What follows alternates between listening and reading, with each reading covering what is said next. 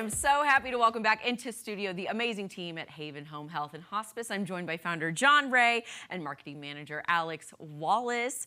Good morning, gentlemen. Thank you so much for being back on Unscripted. Thanks for having us, Maddie. Of course. Okay, so Haven Home Health and Hospice. Let's remind our viewers what it is you do and how you impact our community. Yeah, we do home health, which is nursing, physical therapy, occupational therapy, speech therapy. It provides people primarily who are coming from the hospital or nursing home that have an acute problem. And then we have hospice, which is end-of-life care. And then we also have home care, which is like private duty aid service. We support people in their home, and that's related to the 5 pillars that we're going to talk about today. Okay, I love it. So what would you say is one of the biggest risks then that can force someone out of the comforts of their home? Yeah, there's 2 main areas. One is falls, and there's lots of things related to that. That's why we established the 5 pillars. And then medications. Oftentimes, the preventable things are falls and medication issues, whether that's overtaking or undertaking medicines. Okay.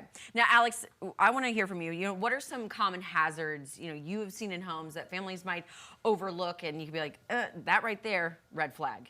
So low light is a huge thing in a lot of houses. There's not enough light. People get up in the middle of the night and they're like, can't see where I'm walking. So they're just tripping over everything, causing a lot of falls. Things on the floor as well. Like people don't have a clear walkway a lot of times either. So with the low light and then not a clear walkway, you're bound to fall, especially when you can't see and you're confused on where you're at. Like it makes it easier for a lot of people to fall.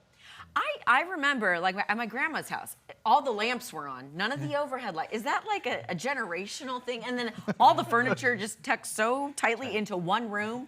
Is that a generational thing? Is that something that you've maybe seen people kind of grow out of, or still, like you were saying, a hazard?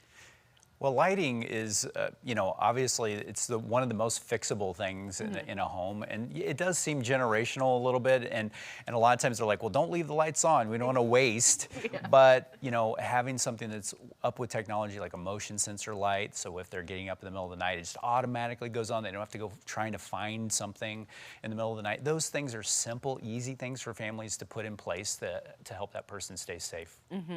Okay, and are there, again, simple changes, like we just mentioned, the lighting, the motion sensors, but are there simple changes families can make right away to improve the safety, of the home, of their loved one's home, of their loved one's living space?